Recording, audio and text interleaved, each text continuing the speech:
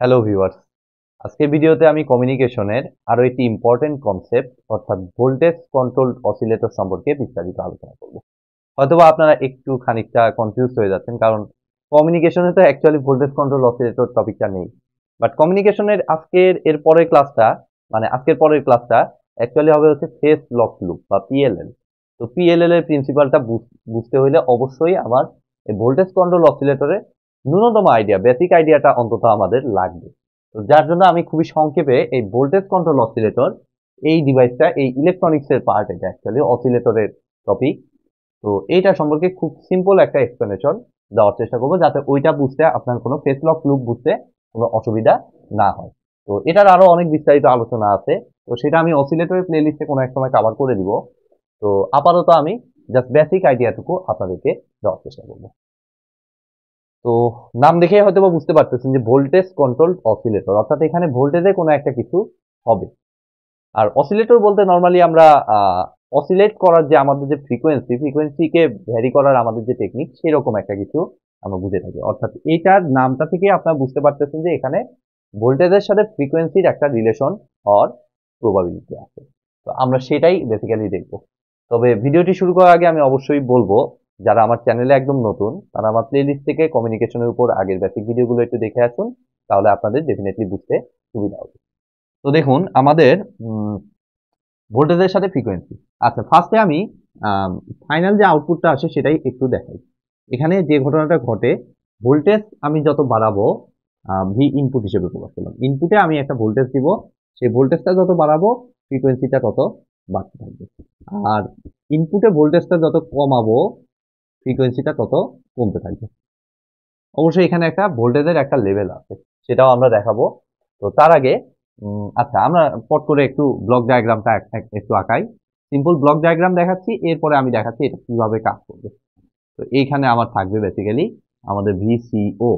তাহলে ভিসিও এর ইনপুটে আমি দেব, আমরা যদি বেসিক একটা সিস্টেম চিন্তা করি, সিগন্যাল সিস্টেমের যে সিস্টেম, তাহলে এই সিস্টেমটার এই সাইডে আমি ইনপুট দিব, আর এই সাইডে আমার ফ্রিকোয়েন্সি। ঠিক আছে, তাহলে ভিন যত বাড়াবো ফ্রিকোয়েন্সি তত হবে, বাড়বে, এবং ভিন যত কমাবো ফ্রিকোয়েন্সি তত কমতে থাকবে। এখন হচ্ছে মেইন কথা, সেটা হচ্ছে এটা কিভাবে, এটা তো অনেকটা মুখস্থের মতো হয়ে গেল। এটা কিভাবে কাজ করে সেই জিনিসটা বুঝলে অ্যাকচুয়ালি এটা আমাদের মনে রাখতে অনেক বেশি সুবিধা হবে, প্লাস আমরা অ্যানালাইসিসও করতে পারবো। তো সেটার জন্য দেখুন আমার যে জিনিসটা লাগবে, আমাদের দুটো জিনিস লাগবে। তার জন্য নতুন আরেকটা টার্ম, সেটা হচ্ছে লাইক নতুন একটা সিম্বল। আমি একটু দেখাচ্ছি, এটা এর আগে আমি কখনো ব্যবহার করি নাই বা আপনাদের দেখাই নাই। এই যে এই সিম্বলটা, তো এটার একটা নাম আছে, সেই নামটা হচ্ছে ভ্যারাক্টর ডায়োড। তো টেনশনে কোনো কিছু নাই, আমি এটাও এক্সপ্লেন করে দিচ্ছি যে এটা কিভাবে কাজ করবে। ভ্যারাক্টর ডায়োড, একই সাথে ভ্যারাক্টর ডায়োড কিভাবে কাজ করবে সেটাও দেখাবো, এবং সাথে ভোল্টেজ কন্ট্রোল অসিলেটরও আমি দেখানোর চেষ্টা করব। এই একটা জিনিস লাগবে, আগে ফার্স্টে আমি ইনিশিয়েট করে নিলাম যে এটা আমাদের লাগবে, এবং আরেকটা জিনিস লাগবে, সেটা হচ্ছে এই ফর্মুলাটা। এটা সম্পর্কে মেবি আপনার পরিচিত, এফ ইজ ইকুয়াল টু, এই এফতে হলো অসিলেশন ফ্রিকোয়েন্সি, 1/2 পাই আর সি। যদি আপনি অসিলেটর সার্কিট হিসেবে আর এবং সি কে আরসি সার্কিট ব্যবহার করেন, ঠিক আছে, আর যদি আপনি এলসি ট্যাঙ্ক সার্কিট ব্যবহার করেন, তাহলে এক্ষেত্রে হচ্ছে আপনার অসিলেটর হিসেবে যদি আপনি এলসি ট্যাঙ্ক সার্কিট ব্যবহার করেন, তাহলে এক্ষেত্রে আসবে হচ্ছে 1/2 পাই √এলসি।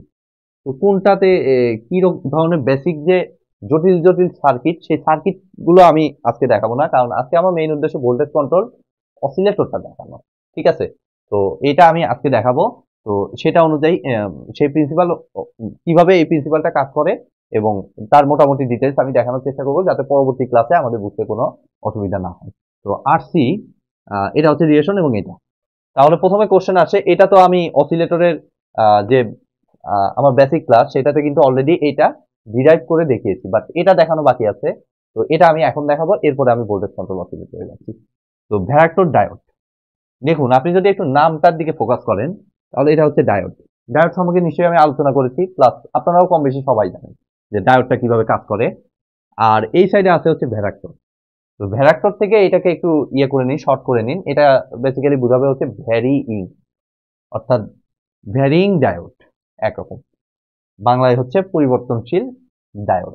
ঠিক আছে, যেমনটা পরিবর্তনশীল রোধ ছিল, ঠিক সেরকমটা ভ্যারিইং ডায়োড। অর্থাৎ ডায়োডের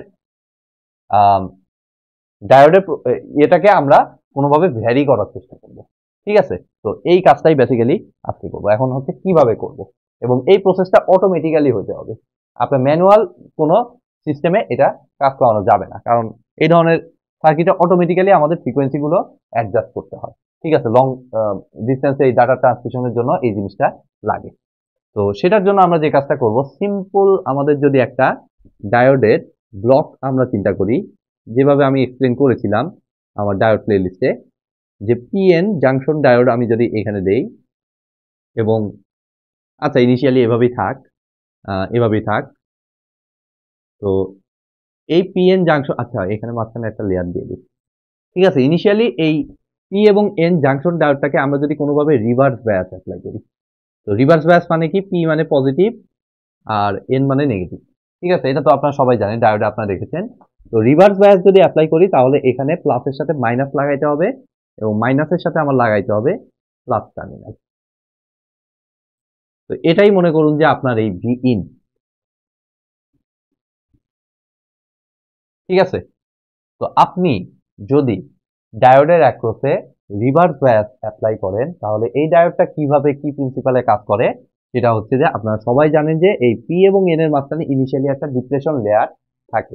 সেই ডিপ্রেশন লেয়ারটা যদি ফরওয়ার্ড বায়াস অ্যাপ্লাই করি, এখানে যদি ফরওয়ার্ড বায়াস অ্যাপ্লাই করি, আমি ভি ইনপুট হিসেবে ফরওয়ার্ড বায়াস অ্যাপ্লাই করি, তাহলে এটা আমার কি হবে, ডিপ্রেশন লেয়ারটা আস্তে আস্তে সংকুচিত হয়ে একসময় লেগে যাবে, তখন এর ভিতর দিয়ে কারেন্ট ফ্লো করা শুরু করবে। আর রিভার্স বায়াস অ্যাপ্লাই করলে কি হবে, ডিপ্রেশন লেয়ারটা এই সংকোচনের জায়গায় আমার এটা প্রসারিত হওয়ার চেষ্টা করবে। ঠিক আছে, সেটাও কিভাবে হয় সেটাও কিন্তু আমার বেসিক ডায়োডের ভিডিওতে দেখিয়েছি, সেটা আর এখন আমি রিপিট করতেছি না। আমি জাস্ট দেখাচ্ছি, এটা আপনারা সবাই জানেন যে ভি ইনপুট আমি যত বাড়াইতে থাকবো, ভি ইনপুট যত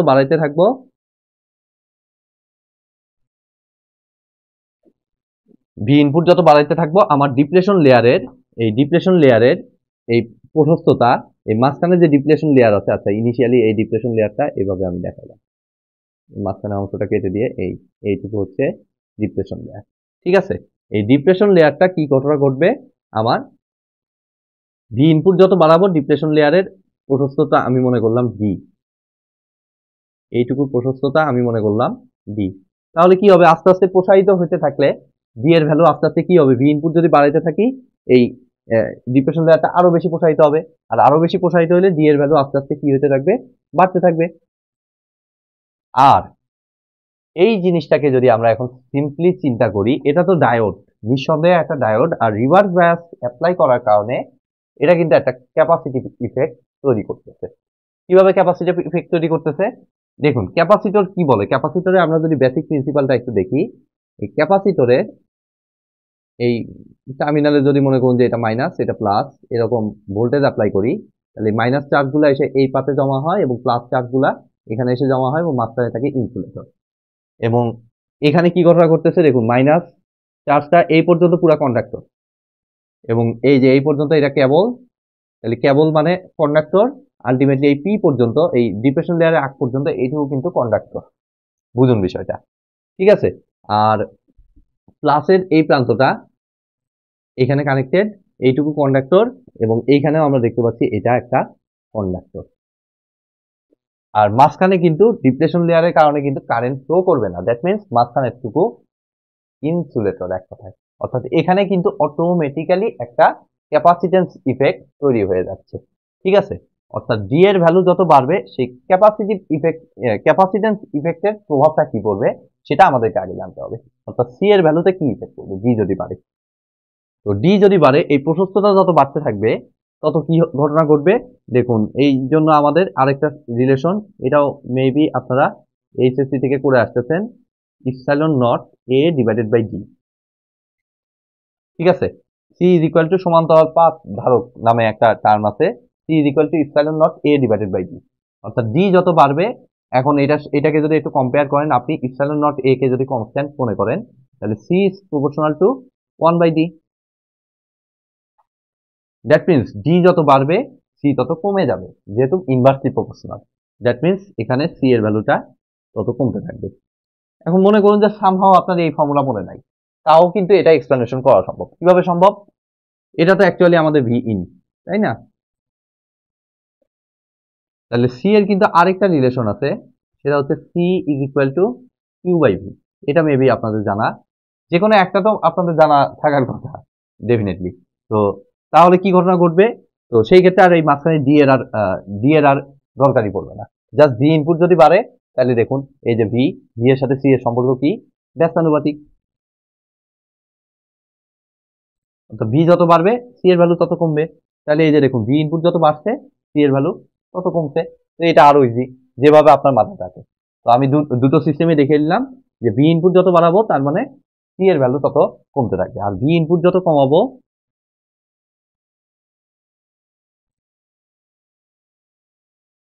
ডি এর ভ্যালু তত কি হবে? কমবে। ভি ইনপুট যত কমাবো ডি এর ভ্যালু তত কমবে, আর ডি এর সাথে সি যেহেতু ইনভার্সলি প্রপোর্শনাল, সি এর ভ্যালু তত বাড়তে থাকবে। সিম্পল। এবার আসুন, আমি সার্কিট হিসেবে আমি যে সার্কিট ব্যবহার করি, আমি যদি আরসি অসিলেটর সার্কিট ব্যবহার করি, তাহলে এখানে যে ঘটনাটা ঘটবে এটার ক্ষেত্রে কিছুটা অন্যরকম ঘটনা ঘটবে, কারণ ফ্রিকোয়েন্সির সাথে একটা ডিরেক্টলি প্রপোর্শনাল আর একটা হচ্ছে রুট আছে। ঠিক আছে? তো যেভাবে আপনি দেখুন, যদি আরসি সার্কিট, আরসি বা ট্যাঙ্ক সার্কিট, যে ধরনের সার্কিট আপনি ব্যবহার করেন, এখানে আরো সার্কিট আছে, যেমন রিল্যাক্সেশন ভোল্টেজ কন্ট্রোল অসিলেটর আছে, ট্যাঙ্ক সিস্টেমে আমার ভোল্টেজ কন্ট্রোল অসিলেটর আছে, যে টাইপের সার্কিট আপনার ব্যবহার করা হয়। ঠিক আছে? তো ওই যে বললাম যে অসিলেটরে আরো বেশ কিছু টপিক আছে, আজকে শুধু বেসিকটা আমি দেখাচ্ছি। তো এবার দেখুন, যেটাই আপনি ধরুন, আপনি এটা ধরছেন, তাহলে 2 পাই আর কে যদি কনস্ট্যান্ট ধরেন, তাহলে frequency is inversely proportional to 1/c। আর এটা যদি ধরেন frequency is 1 by frequency is proportional to 1/√c। ঠিক আছে? অর্থাৎ যেটাই আপনি দেখেন সি বাড়লে এফ কমবে, এটাতেও তাই এটাতেও তাই। ঠিক আছে? হয়তো ফ্যাক্টরে কিছু ডিফারেন্স হবে, কারণ একটাতে রুট ওভার আছে আর একটাতে রুট ওভার নাই। ঠিক আছে? তো তার মানে আমাদের এখানে যে ঘটনাটা ঘটবে, আমাদের এই ক্ষেত্রে এই যে সি এর ভ্যালু যত কমবে, তাহলে কি ঘটনা ঘটবে? সি এর ভ্যালু যত কমবে, এখানে কি দেখতে পাচ্ছি? সি এর ভ্যালু যত কমবে ইনভার্সলি প্রপোর্শনাল এফ এর ভ্যালু তত বাড়তে থাকবে। এটার ক্ষেত্রে কি ঘটনা ঘটবে? সি এর ভ্যালু যত বাড়বে এফ এর ভ্যালু তত কমতে থাকবে। এখন জাস্ট আমরা এই মাঝখানের এই দুটোকে যদি আমরা একটু আউট করে ফেলি, তাহলে এখান থেকে আমি বলতে পারতেছি, আমি ওখানে কি লেখা আছে ওটা দেখতেছি না, জাস্ট এটা দেখে আমি যদি একটু অ্যাজাম্পশন করি, ভি ইনপুট বাড়াইলে এফ এর ভ্যালু বাড়বে, ভি ইনপুট কমাইলে এফ এর ভ্যালু কমবে। এবার আমি ম্যাথ করবো যে ওটার সাথে মিলছে কিনা। দেখুন এক্স্যাক্টলি মিলে গেছে, যেভাবে আমি বলেছিলাম সেভাবেই কিন্তু এটা এখানে আমি প্রুভ করে দেখে দিলাম। তো এভাবেই বেসিক্যালি আমাদের ভোল্টেজ কন্ট্রোল অসিলেটরটা কাজ করে। তবে পিএলএল ফেজ লক লুপে আমরা যে টাইপের অসিলেটর ব্যবহার করি, সেটা কিন্তু আরসি টাইপের সাধারণত আমরা ব্যবহার করি না, আমরা ব্যবহার করি এইটা। সেটা হচ্ছে আমাদের ইয়েটাকে ফেজ লক লুপের ইফিসিয়েন্সিটা ভালো আসার জন্য আমরা অলওয়েজ এই টাইপের সার্কিটই ব্যবহার করি, অর্থাৎ এই সেকেন্ড ইকুয়েশনটা ফেজ লক লুপের ক্ষেত্রে আমাদের কাজে লাগে। এবার আরেকটা জিনিস, একটা কোশ্চেন হয়তো বা আপনাদের মাথায় আসতেছে যে এটা তো অনেকটা ম্যানুয়ালের মতো হয়ে গেল, ভি ইনপুটটাকে আমি ভ্যারি আমি কিভাবে করব? ঠিক আছে? এটা কিন্তু এই যে ভি ইনপুট, আমি ম্যানুয়ালি ভি ইনপুটটাকে বাড়াচ্ছি, আর সেই অনুযায়ী এটা কিন্তু বাড়তে থাকতেছে। ঠিক আছে? তো এই ভ্যারাক্টর ডায়োড হিসেবে এটাকে কাজ করাইতে হলে এই ভি ইনপুটটাকে কোনোভাবে ভ্যারি করাইতে হবে।